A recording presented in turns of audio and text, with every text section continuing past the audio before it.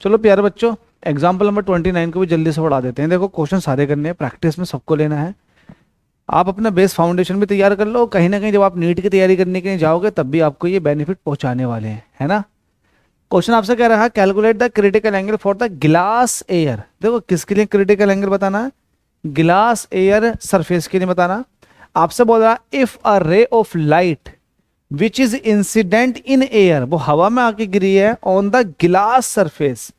तो एक काम करो, आप एक गिलास सरफेस बनाओ और इसमें गिलास सरफेस के अंदर क्या है, यहां पर नॉर्मल के साथ लाइट आकर गिरी है। कितने एंगल पर, 45 डिग्री पर। मैं ऐसा नहीं कह रहा, क्वेश्चन खुद बोल रहा है। यह है एयर और ये आपके पास गिलास है, जैसे बोले वैसे बनाते चले जाओ, ठीक है। नॉर्मल को आगे और एक्सटेंड कर दो। आपसे कह रहा है calculate the critical angle for the glass air surface if a ray of light which is incident on in air on the glass surface is deviated through 15 degree.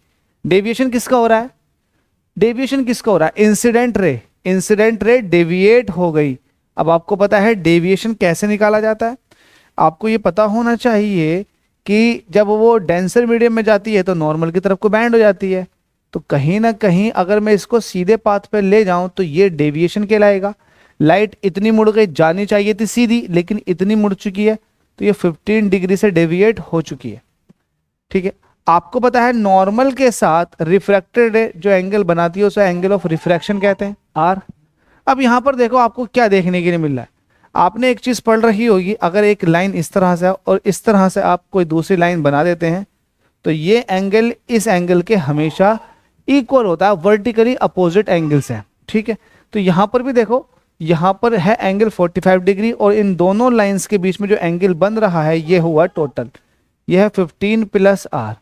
तो कहीं ना कहीं 45 डिग्री 15 प्लस आर के equal है। तो आप कहोगे solution में हेयर या फिर अकॉर्डिंग टू द फिगर के अकॉर्डिंग 15 प्लस आर जो हुआ ये 45 के बराबर हुआ। यहां से आर की वैल्यू निकालोगे तो 45 माइनस के 15 मतलब यहां पर हुआ 30 डिग्री। तो आर की वैल्यू आ चुकी है 30 degree. Is that clear. R की वैल्यू आपके पास 30 डिग्री आ गई, बेशक 30 डिग्री आ गई। तो आप सब पूछ क्या रहा है, आप सब पूछ रहा है कि आप जो है क्रिटिकल एंगल बताओ। तो क्रिटिकल एंगल तो तभी निकालेंगे जब आपको रिफ्रैक्टिव इंडेक्स पता होगा। तो आप जरा फिलहाल जो कंडीशन दे रखी है कि आपके पास एंगल ऑफ रिफ्रैक्शन भी है, इंसिडेंट एंगल भी है, इसकी मदद से आप रिफ्रैक्टिव इंडेक्स निकालो। तो म्यू इज इक्वल टू होता है sine I upon sine R, ठीक है। साइन आई की वैल्यू कितनी है 45 डिग्री और यहां पर अगर मैं आर की बात करूंगा तो आर आया 30 डिग्री। अब जरा सोल्व करो, साइन 45 की वैल्यू होती है 1/√2, साइन 30 की वैल्यू होती है 1/2। इसको सही करके लिखोगे तो कुछ इस तरह से आएगा। √2 से 2 को काटोगे तो √2 टाइम्स चला जाएगा। ये कैलकुलेशन है, आपको आनी चाहिए। तो यहां पर म्यू की वैल्यू जो आ चुकी है वो √2 आ चुकी है। Is that clear.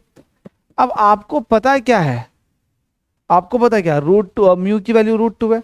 अब आप निकालोगे साइन आई सी, जो क्रिटिकल एंगल होता है वो होता है 1/म्यू के बराबर। तो यहां साइन आई सी ऐसे ही रहने दोगे, म्यू की वैल्यू आपके पास आ चुकी है √2, वो यहां रख दोगे।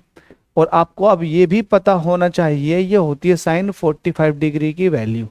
साइन से साइन कटेगा तो आई सी की वैल्यू आ चुकी है 45 डिग्री।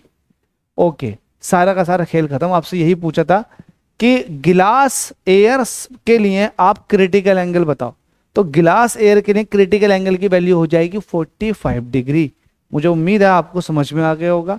सीबीएसई OD 03 के अंदर ये क्वेश्चन पूछा जा चुका है, तो बिल्कुल भी मिस मत होने देना। ऐसे ही बहुत सारे क्वेश्चन आपके सामने आने वाले हैं। बी सपोर्टिव यार।